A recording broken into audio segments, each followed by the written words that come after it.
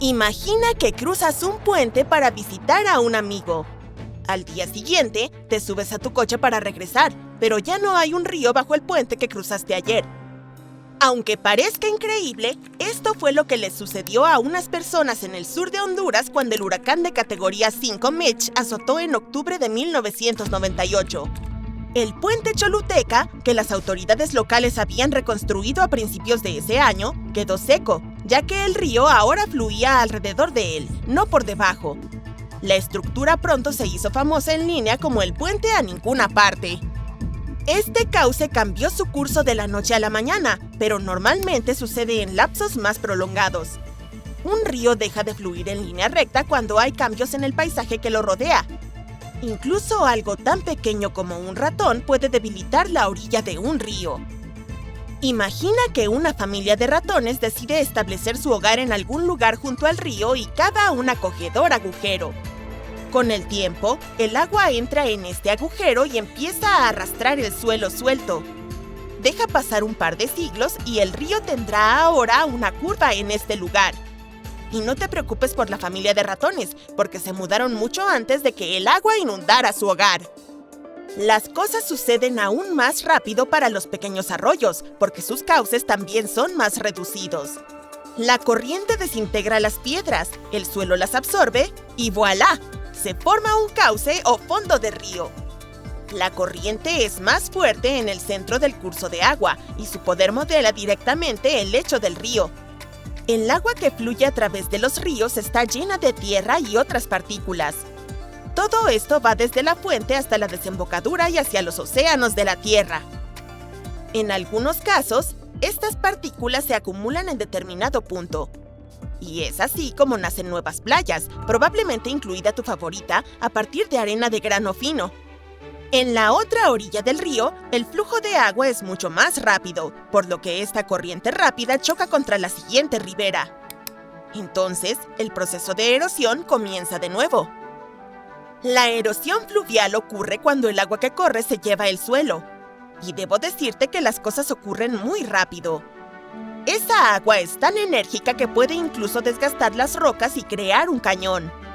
Si las orillas del río están formadas por material suelto, como el humus, que es el suelo en que plantas una flor, entonces es más fácil para el agua corriente erosionarlas. Los ríos de las llanuras a menudo son anchos y lentos porque hay poca resistencia del suelo que los rodea. Así que no debes preocuparte por las olas que podrían voltear tu bote en un río de tierras planas. En las montañas, los arroyos rápidamente lavan toda la capa superficial de suelo y grava, exponiendo la roca madre que hay debajo. Está firmemente ligada, por lo que los arroyos de montaña están asentados en piedra, ya que no pueden desgastar esa roca madre. Entonces, la erosión es la culpable de que los cursos de agua cambien su rumbo, al igual que las montañas y colinas. Cuando un arroyo se encuentra con una montaña o simplemente con una roca, tiene dos opciones: rodearla o abrirse camino a través de ella. En las llanuras, los ríos no tienen competencia natural, así que eligen un camino más serpenteante. Todos estos giros y vueltas aumentan la longitud total del río desde su nacimiento hasta su desembocadura. Un ejemplo de ello es el poderoso río Mississippi en los Estados Unidos. Tiene muchas curvas y giros, que se llaman meandros. Solo en el último siglo y medio, el Mississippi cambió su curso varias veces. El último caso importante fue en 1876, cuando dejó a la histórica ciudad de Vicksburg en la sequía. 2 años después, un equipo de ingenieros estadounidenses llegó a la zona para construir el canal de desvío Yazoo, que tardó 25 años en completarse. Gracias a esto, los barcos pudieron nuevamente navegar hacia Vicksburg para revitalizar la economía de la ciudad. Lo que sucedió en este pueblo del sur de los Estados Unidos en el siglo XIX es una consecuencia natural de la erosión fluvial. Las curvas en un curso de agua se vuelven más pronunciadas con el tiempo, haciendo que el agua fluya más rápido.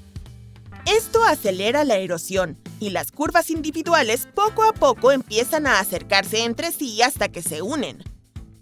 Cuando esto sucede, el río se endereza de la noche a la mañana y deja en el lugar donde estaba la curva un lago con forma de herradura. Estos lagos de aguas tranquilas o bien se secan porque ya no son alimentados por un manantial o se convierten en pantanos. El lago Chillicothe de Arkansas es el lago en herradura más grande de América del Norte y salió del Mississippi hace varios siglos. La fuente del Mississippi es un lago de Minnesota, pero un río también puede comenzar cuando otros dos cursos de agua se juntan o cuando el agua simplemente brota desde el subsuelo. Incluso la nieve derretida puede alimentar un río, como el Amazonas, que obtiene su agua de los Andes. Determinar el origen de un curso de agua suele ser complicado, por lo que el debate sobre si el Amazonas es más largo que el Nilo aún continúa.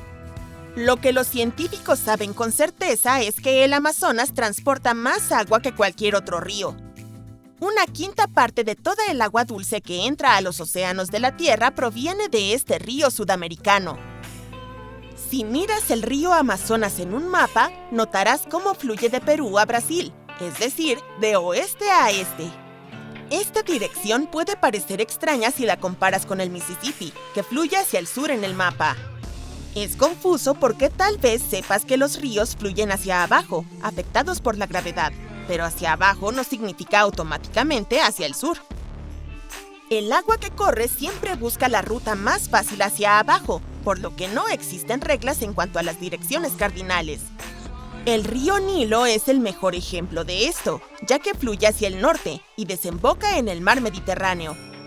El norte de Egipto, donde se encuentran todas las pirámides, se sitúa en un terreno más bajo que Sudán, donde se forma el Nilo cuando el Nilo Azul y el Nilo Blanco se fusionan. El Ob, en el norte de Asia, y el río Mackenzie en Canadá fluyen ambos hacia el noroeste, mientras que el río Amarillo de Asia Oriental fluye en la misma dirección que el Amazonas, hacia el este, y termina en el Océano Pacífico. Estos ríos principales son algunos de los mejores ejemplos de que un afluente no tiene por qué fluir de norte a sur. La gravedad es el único factor importante que determina la dirección en la que fluirá un río, ya que el agua es constantemente atraída hacia abajo. El flujo es más rápido en las pendientes más pronunciadas. Cuando hay una caída brusca en el flujo, se forman cascadas. El Salto Ángel de Venezuela es la cascada más alta del planeta, con una caída de agua desde una altura de 800 metros. Cuidado al caminar por ahí.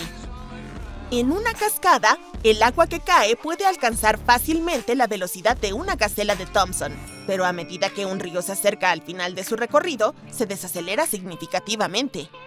El arroyo no tiene suficiente energía para abrirse paso en la tierra cercana.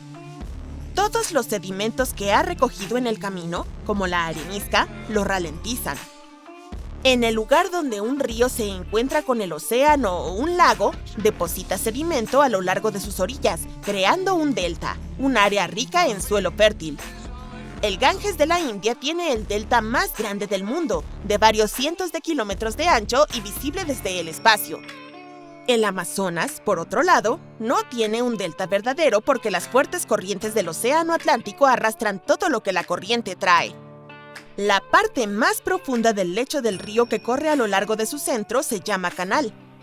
Aquí es donde la corriente es más fuerte, por lo que los barcos navegan sobre estos canales. Cuando los ingenieros desean ampliar una vía fluvial, simplemente excavan un canal más profundo. Y ¡voilá! Los barcos grandes ahora pueden pasar. Esta es solo una de las formas en que los humanos alteran los cursos de agua. A veces reforzamos las riberas de un río para prevenir la erosión o para construir presas que detienen o desvían el flujo del agua. La presa operativa más antigua del planeta se remonta a la época de los faraones egipcios. Fue, por supuesto, la primera presa de la historia.